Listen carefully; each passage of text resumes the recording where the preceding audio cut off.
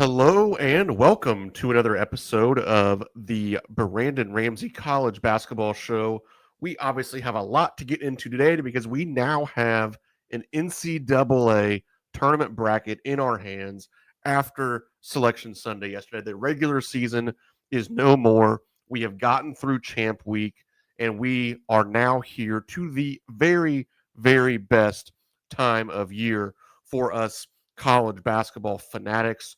It was interesting how, as always, things went down to the very wire leading into Selection Sunday because there was a bid stealer situation that didn't end until like 5:40 with the selection. So at 6 o'clock, if UAB had beaten Memphis, and we'll touch on a little bit more on this when we talk about North Carolina and the bubble teams, but like there could have been a shift legitimately about 20 minutes or so before we started reading the names off on Selection Sunday. But first, as always, if you are here watching the show live on YouTube, please leave the video a like and make sure you're subscribed to the Brandon Ramsey College Basketball Show YouTube channel. And if you're watching on Twitter, please go do the same thing. Go subscribe to the Brandon Ramsey College Basketball Show YouTube channel, but also make sure you're following me on Twitter at BRamseyKSR, the best place to stay up to date with everything college basketball related throughout March Madness and beyond. I am actually heading out to Milwaukee. I'll have boots on the ground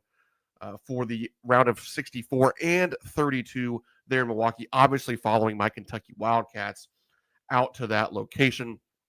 The Cats will play Troy. We'll touch a little bit more on that later on in the show as well. But let's just kind of take 30,000-foot view of what we got from a NCAA tournament bracket standpoint on Sunday. And obviously, again, as always, if you're watching this live, please hop into the comment section. You can either just say, hey, what's up? Or obviously ask any questions, college basketball related, bracket related, if you want some help on predictions or, some upset picks or just have, big picture questions, please hop into the chat and I will answer them as we get through today's show. But I think that first we can start with the number one overall seed, and that was Auburn. Despite stumbling some down the stretch, it's a team that lost their final two regular season games of the year. Then they went and lost in the semifinals of the SEC tournament to Tennessee. So this is an Auburn team that's lost three of their last four games, but they were able to hold on to the number one overall seed over the Duke Blue Devils, who that they do have a win against Auburn in a head-to-head situation. They did win the ACC tournament despite losing Cooper Flagg on Thursday against Georgia Tech. They were able to beat rival North Carolina, and one they almost blew a 24-point lead, and then were able to beat Louisville as well, again, without Cooper Flagg. So that was very, very impressive. This is a Duke team that's now won 11 straight games, so they're sort of heading in opposite directions of Auburn. And again, with having that win over Auburn, there was some speculation that the Blue Devils could potentially overtake the Tigers as the number one overall seed, but that did not happen. As we're talking about Duke here, Travis Shoemaker hops into the chat asking, what are the chances that Flagg sits? I think that there's a real chance that they would sort of load manage him in the first round, because let's face it, even though Duke is a very different team without Cooper Flagg, and to be quite honest with you, I don't know exactly what the status is of Malik Brown, their backup center. I don't know what his status is going into the NCAA tournament either. But with Flagg, I mean, you're most likely going to be okay in the first round. I mean, even now we've only seen 2, maybe 3 16 seeds beat a 1 seed. So you have to imagine that Duke would be okay even if Flagg sits, and it's much more likely that you're going to need a healthy Cooper Flagg to beat Mississippi State or Baylor on let's see, they're going to play on, is that a Friday? Yeah, that's a Friday, Sunday. So that you already get an extra day. So maybe that helps Flagg play on Friday as opposed to Thursday. But certainly, being able to suit him up on Sunday against Mississippi State or Baylor, I think that if you're Duke, you have to strongly consider the idea of sitting him. But, as you know, Trav, you've coached, I've coached. It's a really hard decision to make in a one or done, win or go home situation, because, how incredibly awful are you going to feel if you didn't play the best player in college basketball and you lose to American or Mount St. Mary's. So it's a really tough decision, but I do think it's one that is well, I guess I see what you're saying. Like maybe you're looking at it more from the standpoint of like maybe Cooper Flagg somewhat sits himself, and yeah, I think that's it's it's it's undoubtable. I would say um, that has to factor in to these situations that, hey, Cooper Flagg playing against American or Mount St. Mary's is a little bit different than, Ansley Olminar playing in the first round against Troy. Like, they have different things at stake here. And I think that it's just kind of human nature that some of that does factor in. But either way, I think that it's going to be very interesting. Now that we're talking about Cooper Flagg's injury, that's certainly going to be one of the major storylines of this NCAA tournament is how healthy is he, and is he able to lead this Duke team to where they're going to go? And it's kind of unfortunate because if he's not 100% or if Duke does slip up, then there's going to be this pile on of the normal Duke hatred that, well, we told you all year they weren't any good because they play in the ACC and they haven't played anybody and all that kind of stuff. So like in some respects, I almost hope that Duke does make a run just so we don't have to hear all of that. Trav, no, I don't think they can win without him. That Duke is very, very deep. And personally, I think that when completely healthy on a neutral floor, they might have the highest ceiling of any of the teams in college basketball. But no, I don't. I mean, Cooper Flagg's probably the best player in college basketball. So no, I really don't think that. Can they make the Sweet 16 without him? Yeah. Can they maybe even make the Elite Eight? Yeah. Do I think they're even a Final Four team without Cooper Flagg? Probably not. So it certainly is a major storyline going forward. But as I mentioned, Auburn does hold on to that number one overall seed over the Blue Devils, and you did get Florida locking up the fourth number one seed over Tennessee with their win in the Southeastern Conference Tournament. I tweeted it out again at BRamseyKSR. If you want to follow me on Twitter, I tweeted it out. I think it was probably like just before the first half of the SEC tournament game or SEC championship game, excuse me. And I said that I'm really starting to think that Florida might be the best team in the country. And I tweeted it back on January 4th. I was at the Kentucky game when Kentucky beat Florida. I walked out of Rupp Arena, and yeah, I was super excited that Kentucky won. But about the first thing I tweeted was this Florida Gators team is a national title contender.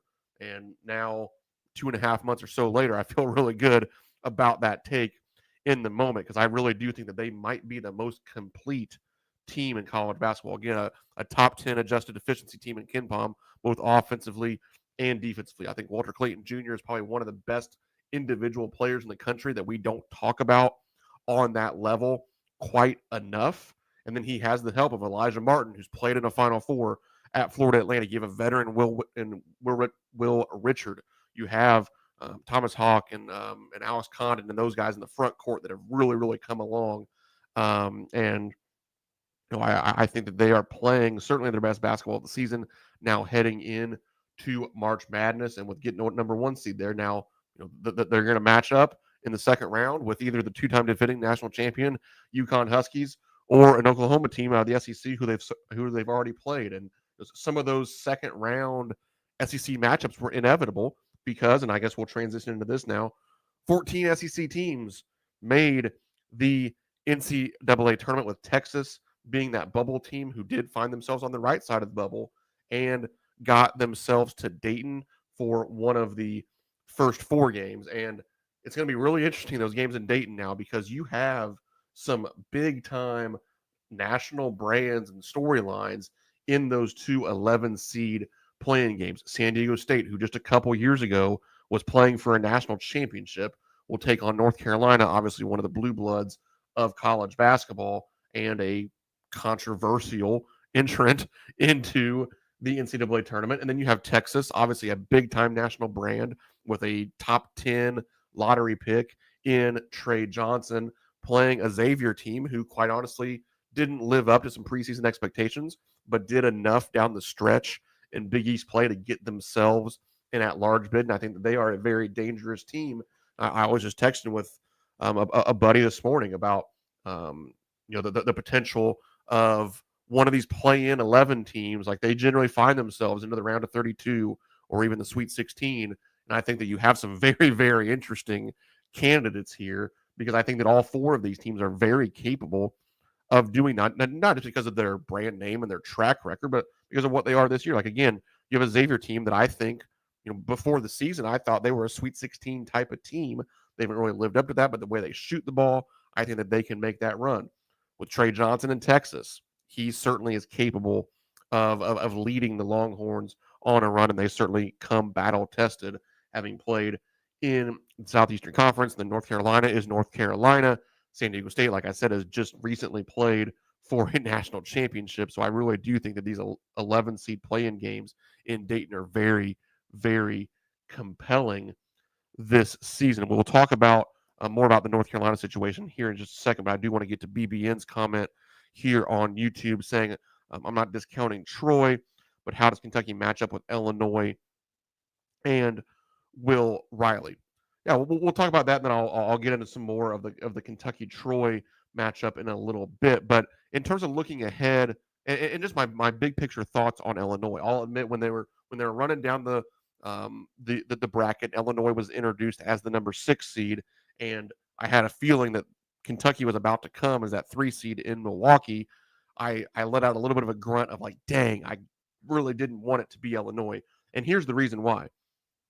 First of all, Illinois is massive across the board. Like, they play 6'6" guards. They're physical. I mean, Will Riley, as you mentioned, like, he's not a physical presence necessarily, but he's a 6'8", 6'9" wing that essentially operates like a guard. He has the ball in his hands a lot. You have Yakachonis, the guard from abroad, who came in and has been an electric player in the Big Ten. Perez Johnson and the guys that can bang around inside. So they have a ton of size and a ton of physicality, which Kentucky doesn't always handle very well. And then the other thing with Illinois, and this goes beyond just playing Kentucky, it could be playing whoever the heck they play throughout the NCAA tournament, but they are certainly the talent and the ceiling of a 3 seed at the very least. Like, this is a very, very talented Illinois team. Now, the reason they're a 6 seed is because they've spent a lot of time this year throughout Big Ten play playing like a bubble team. So the sort of the happy medium of that is, all right, let's put them as a 6 seed. So I didn't love it from the standpoint of, I think that they can be much, much better than your average 6 seed. But also, like I said, they just had so much inconsistency that if on a given night they play like the bubble team that they've looked like on their way to like 11 or 12 losses this season, then you all of a sudden find yourself in a little bit of a different situation there. But going back to the North Carolina Tar Heels, obviously there's a lot of a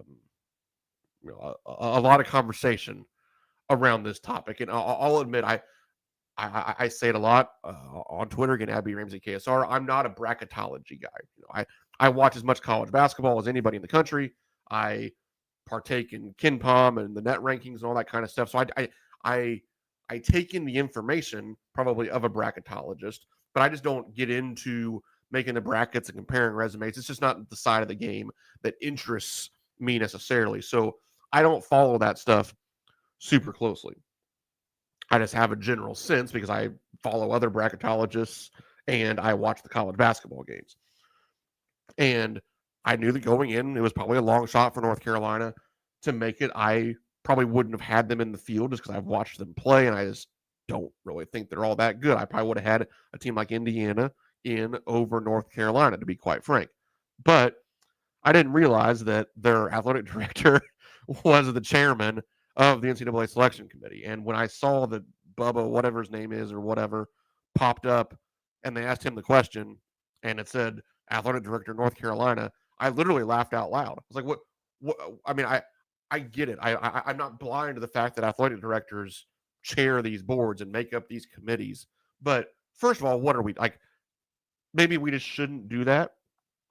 And then, in this situation, I get it, and they made such a big deal about how he, recuses himself from all conversations surrounding North Carolina, and he leaves the room when they're doing their voting and all that kind of stuff. But like, come on, people. Like in no other walk of life would we think that this was normal. Like to think about if at your job, your boss, said, "Oh, okay, like you guys have some private conversations about me. I'm going to leave the room so everything goes like, well, that's not the way that it works. You're going to probably try to curry some favor with your buddy or your friend or certainly, a superior in this situation. And it can't help but have an impact. And I'm not saying that something like the most nefarious thing ever happened, and I'm not saying that it was the North Carolina athletic director's fault, even necessarily. But the two things are correlated to each other. They just almost have to be. And now I will say this: we spend a lot of airtime, and we're doing it right here on the Brandon Ramsey College Basketball Show, so I'm as guilty as anybody. But we spend an awful lot of time getting getting really worked up about the North Carolinas of the world that make the NCAA tournament. And when you're one of those teams, like I live here in Richmond, Indiana. I have a lot of friends that are big time Hoosier fans, and those guys are all gutted right now, and I get that, and I feel bad for them because I do think that they probably should have been in over a North Carolina team. But I never feel that bad for some of these teams because whether you're North Carolina or Xavier or Texas or some of these teams at San Diego State that turned out on the right side of the bubble, or whether you're, I guess to do it in order, whether you're West Virginia, whether you're Indiana, whether you're Ohio State, or whether you're Boise State on the wrong side of the bubble, I don't feel bad for you because you were pretty darn average all season, and that's why you were on the bubble. So I get it. If that was Kentucky or a team that I cared about, I would be upset too. I'm not saying that you shouldn't be upset, and I'm not saying that it doesn't mean anything because it means everything, honestly. But I don't really feel bad for you, and I don't get overly worked up of like, oh, like it's just the biggest injustice ever that we let North Carolina into the field because I am just vehemently for having Indiana in the field. Like, no, Indiana's average too. West Virginia is very average also. Boise State's very average. Ohio State was like 17 and 14. Like we're talking about teams that weren't that good all year. So as a neutral observer, I'm not going to lose a bunch of sleep over which one we picked. And Trav, I heard that too, that he also receives $100,000 for them making it. I kind of hope that he maybe donates that to charity or something like that this season. Here's a question from Eddie Congress: what years did Barnhart chair the selection committee? I wonder if he got to throw a cowbone like UNC just did. I remember when Barnhart was the chair of the committee. I don't remember what years those were, and what the conversations would have been like surrounding Kentucky in those years. But I just think that the NCAA has 1 million employees and therefore like 1 million too many employees. Why can't it just be one of those quote unquote random people? Like what why can't it be the vice president of basketball affairs or something like that? Like why can't that person chair the committee? That's a whole other thing about these athletic directors and the NCAA, and that they love committees because they can sit around. I mean, they're all at the Hotel Carmichael in Carmel. It's like $400 a night.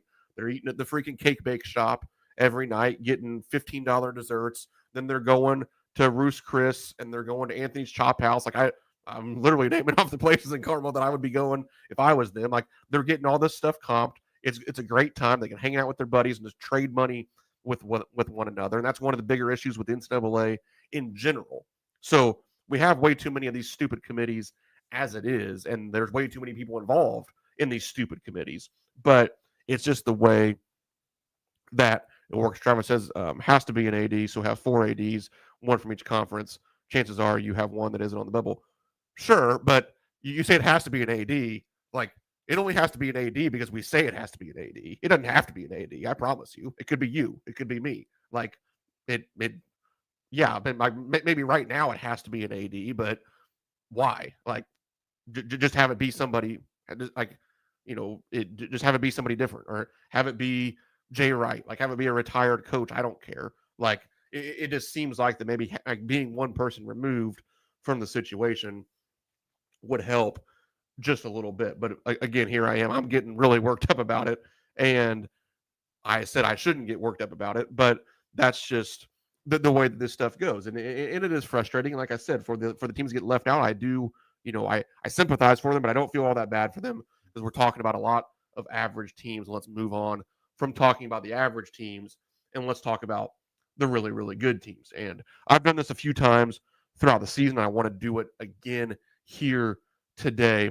Kind of talk about our tiers of teams that will compete at the very top going into the NCAA tournament. And I think, as chalky as it sounds, I think that your title contenders are your number one seeds. If you told me that I could have Auburn, Duke, Houston, and Florida or the field, I would take those four teams. I wouldn't want to give up any one of them, I don't think. But I think that those four teams are your four teams that can cut down the nets. Now, obviously, it's March Madness. Do crazy things happen all the time?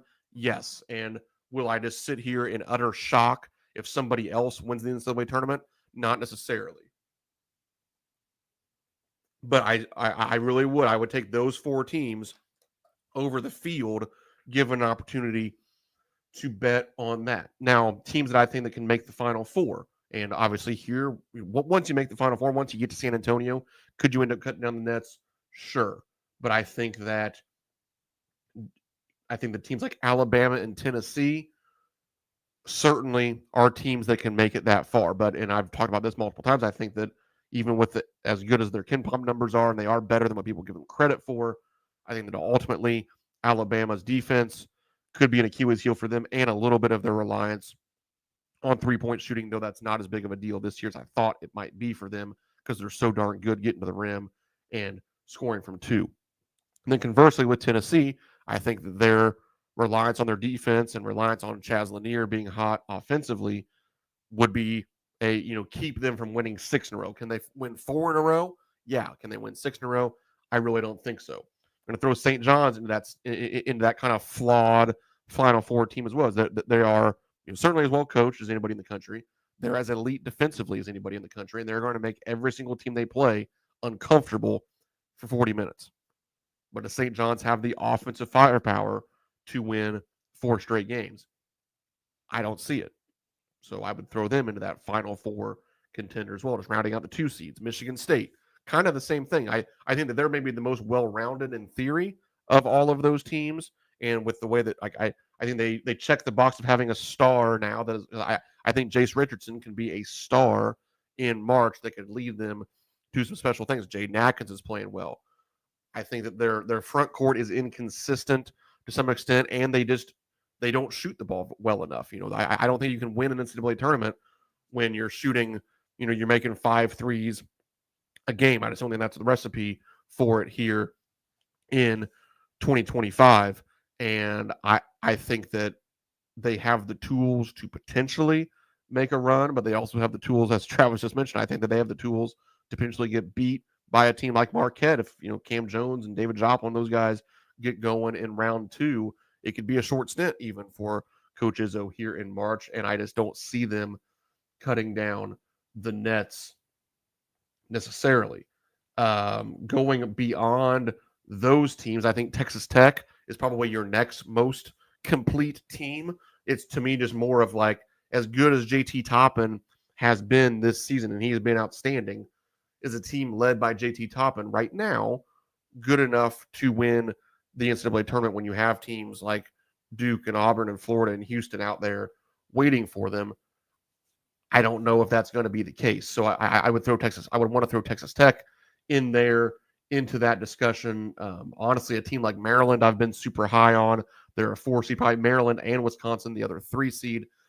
I think those teams are Final Four caliber type teams that could make runs. And then once you get much beyond that, I think you're really grasping at straws in terms of even Final Four type contenders. And again, I was having this conversation with somebody else this morning. Will a team outside of those that I mentioned make the Final Four? I would say almost assuredly. That's just the way that a one-and-done tournament goes, and that's sort of the blessing and the curse of March Madness. But would I want to sit here and pick that team today? No, because I would just be, pretty much drawing them out of a hat. Like we talked about Illinois earlier. Like, would I be shocked if Illinois made the Final Four? No, I wouldn't at all. But I'm certainly not going to pick them to do that. They've been far too inconsistent. Heck, like could I see Gonzaga going off offensively, beating Houston in the second round and making a run to the Final Four? Sure, that wouldn't shock me. Like Ryan Nembhard's one of the best point guards in college basketball. It could happen. But am I going to pick that today? No, probably not. Just a couple of weeks ago, a team like Missouri was going to be like a 2 or a 3 seed. They've fallen to a 6 now. Could they make a run through the bottom half of that West region? Sure, absolutely. But do I feel comfortable picking that? No, not necessarily. Marquette probably in a similar boat, as well as a team that's kind of fallen over the last month or so in terms of their seeding expectation. So we know crazy things are going to happen, but it's just really hard to pick them here in this setting. Travis asked the results of his first weekend making an impact on the next IU coach. It's a good question. I mean, yesterday there was a lot of rumblings around Brad Brownell from Clemson there were a lot of rumblings that he essentially already had a deal done at Indiana, and then there were also a lot of rumblings that he had already agreed to an extension at Clemson. So one of those two might be true, or the truth might be somewhere in the middle that nothing's happened yet. Obviously, Clemson is a 5 seed playing number 12 seed McNeese on Thursday. The other top candidate has been Coach Ben McCollum at Drake. They play on Thursday as well as 11th seed against Missouri.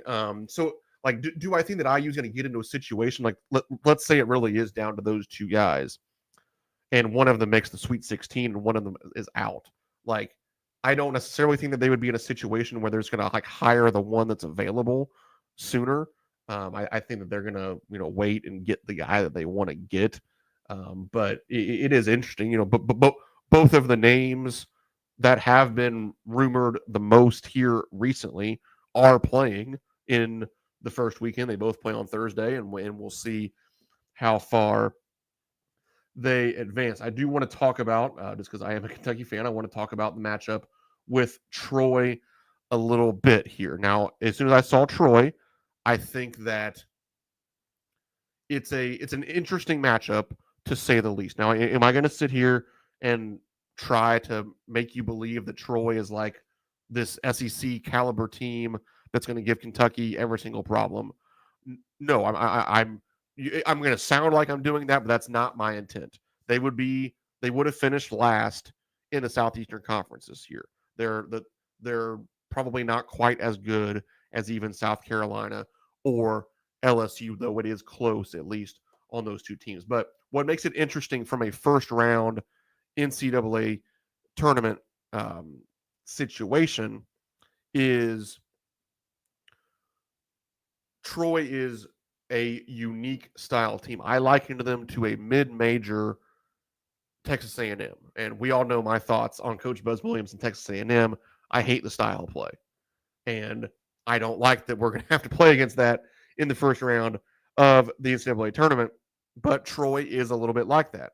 They shoot a bunch of threes, but they do not do so very well at all. They shoot 30-ish% from three-point range. They are very, very undersized. They are not going to play anybody really over 6'8", but they are super athletic and super physical. They are 5th in the country in offensive rebounding percentage. So they are one of the elite offensive rebounding teams in the NCAA. They also are one of the elite teams at forcing turnovers, which here down the stretch of the season especially has become something that Kentucky struggled with at times. Now, Kentucky also at one point this season was literally the best in the country at taking care of the ball. And, it sounds like Lamont Butler's going to be able to play, so that helps with that a lot.